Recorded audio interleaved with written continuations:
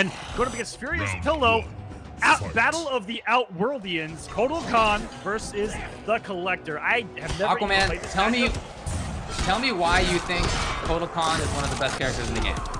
All right, he picked, of the two variations, the one that I thought I would never see in competitive play. And as I live and breathe, I'm watching Kotal Jaguar Panther variation, and that blood totem is absolutely disgusting. So this is one of the characters. This is one of the characters I think with development could be really good, because that blood totem is an absolute game changer. If you have 3 stacks of blood totem up, you're probably, if you had 1 hit, you're getting half your health back. It's actually that crazy. You get about 150% of the damage you do back itself. Right. So if you do a down 2, you're getting about 240 health back. It's absolutely crazy. And moving on by. Yeah. Oh my god, the absolute guts. Best closeout move maybe in the entire game. God Ray. This character with a teleport in Kollector. Kollector was like, I'm not seeing that, I'm out of there. And even still he died. I do the same thing though. When you put that out there, that's the most optimal time to teabag if you're going to an MK11, because they actually can't do anything about it. It's really good to close out when they're at a magic pixel. And he is just swinging with these big buttons of Kotal, but he needs to be careful, you know. If you overcommit with Kotal, you're going to be punishable. And even his staggers are negative. So as long as you're looking for that pressure for a stagger, chances are you're going to find an opportunity to not only press the button, but to punish. Oh! Didn't do anything about it. Ooh. He's really swinging with that high a lot. That thing has great range. What's the notation on that? That is his back 2-2-3 string.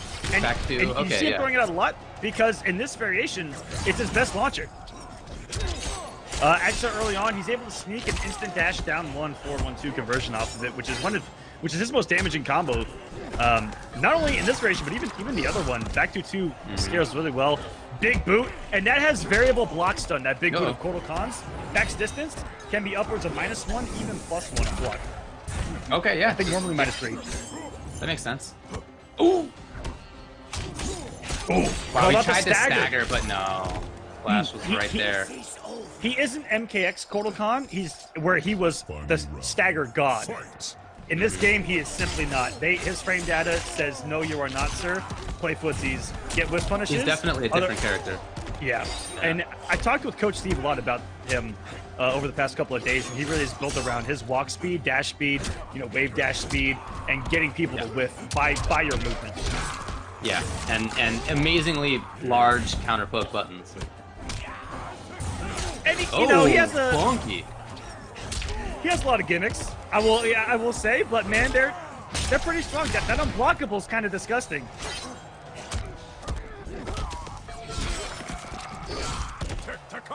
Go in the corner, and throws are running. If you think about it, throws beat everything on wake up, but up 3. So why not? Oh my goodness! Just swinging with a down 2. This is a really good match between FuriousPillow and Splashman. To finish it with the down 2. Looks like there might be a little bit of unfamiliarity by Splash against Kotal buttons, but it looked like he made a little bit of adjustment there, round number 2, to wait and look for a stagger. I'm telling you, he's gonna be minus, I think, on almost every stagger in the game, minus enough for you to take a turn at least. One of his best ones, he'll be -4, -3 here and there, and that's at best. So when you're fighting Kotal if you have the means to try to make him whiff, do it. Walk back, throw your projectiles. Unfortunately, Kollector's not really that style. Yeah. And if I'm being honest with you, I don't know what style Kollector is. I don't know if he could be defined.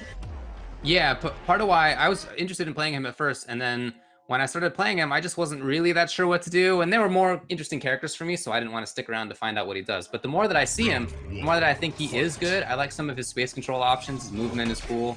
Some of his mix-ups are all right. He's just an unorthodox kind of funky character. Oh no, you need to be careful there! No, oh you can't. Goodness. Yeah, you can't do that. You can't do that against Kotal. All right, but now you can. Yeah, okay, fair enough. That thing can be a game changer. Like Kotal, that's one thing you have to look out for if you are trying to zone him out. Just look out for the stun disc. Crushing blow, and how you counter that is you just constantly move forward while you're throwing projectiles. Stay out of the full screen range, because it's only going to trigger full screen.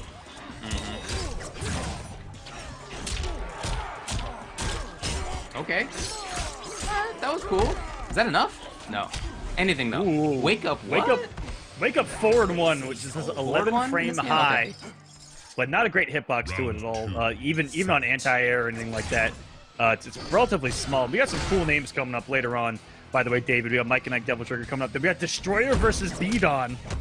Oh, Tigers wow, okay. versus Royalty on deck. Getting out of there. Roll away. Back to a That's range where I something that think you don't see a lot of people do. Well, I think I like that maybe for Kotal, just considering his range. That kind of makes sense to me. Although big boot coming out of Kollector as well. Absolutely. I mean, roll away by Kotal, you're going to be in range of a normal. 4-2 is the biggest normal, I think, in this game. That is also a miss. So it takes like 30 frames to get there, but it's coming. There it is. And I really like in this variation how he has a way to choose. He can actually choose what side he wants to put the opponent on with that down 4-2. Stop. I don't know what to call it. The saw thing where he just kind of grinds you with a sword. The saw. Oh my god. Down ones all over the place. Counter pokes. Trying to turn it into something a little bit here. Oh, got a whip punish. No, that was a huge chance. Wow. Wow. Spending it.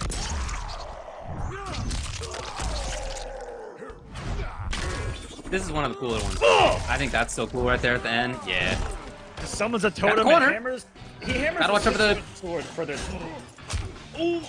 Oh, they had both the same idea. Oh, really? He pressed the button? And that's gonna all do right. it. Folks, I half expected him to finally do a gimmick. If he would have done anything into the unblockable, I think that Splash Man would have fallen right there.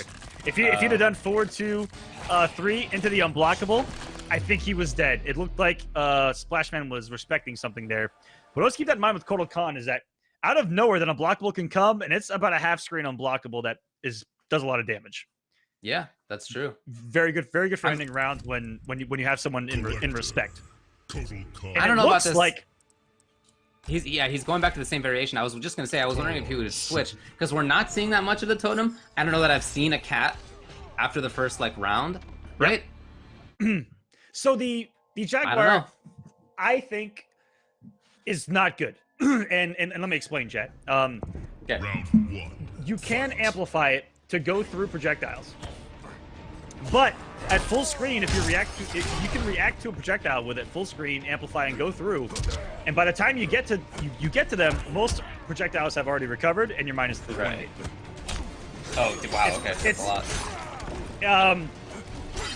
Yeah, I did a lot of exploring with it, and I can't find it being good. Wow! Dude, that was almost as big as whip punch. Oh! Oh, here we go. No! He dashed down one a little too quick there. Or even didn't get the dash. I didn't see the move. Yeah, I think that's what it was, yeah. Okay, yeah, we're starting to see a little bit more of a staggered game out of the down ones. And what a turnaround by Splashman so far. Whoa! Woo!